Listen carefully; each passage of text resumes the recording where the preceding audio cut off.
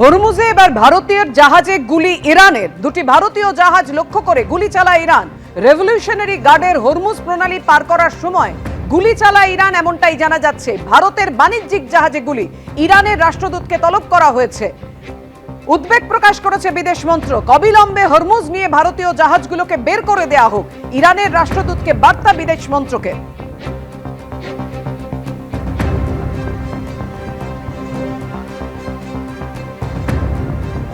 ভারতীয় জাহাজের আগে ব্রিটেনের জাহাজ লক্ষ্য করেও গুলি চালায় ইরান। হরমুজে জ্বালানিবাহী জাহাজ লক্ষ্য করে গুলি চালায় ইরানের রেভলিউশনারি গার্ড কর্পের বিরুদ্ধে গুলি চালানোর অভিযোগ। আর এবার ভারতীয় জাহাজকে লক্ষ্য করে গুলি চালালো ইরান। ভারতের বাণিজ্যিক জাহাজে গুলি নিয়ে ইরানের রাষ্ট্রদূতকে তলব করল বিদেশ মন্ত্রক।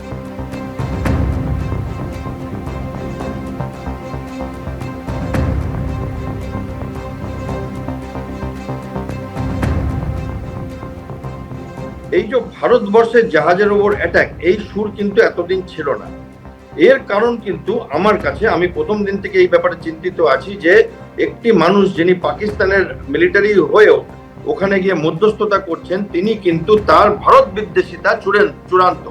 তিনি কোনো রকম ভাবে চাইবেন যে ভারত হয়তো এই যুদ্ধেতে যদি ভারতকে টেনে নামানো যায়, কারণ তাদের অনেক প্রেশার আছে। একাধারে যেমন যিনি মিডিয়েট করছেন আসিম মুনির, তেমনি তাদের সেই দিন যেদিন ওনারা টক্স করছিলেন ইসলামাবাদে, সেই দিন 12,000 সৈন্য পাকিস্তানের সৌদি আরবিয়াতে গিয়েছিল ইরানের বিরুদ্ধে যুদ্ধ করবার জন্য। তাহলে নিউট্রাল মিডিয়েটর তো উনি না।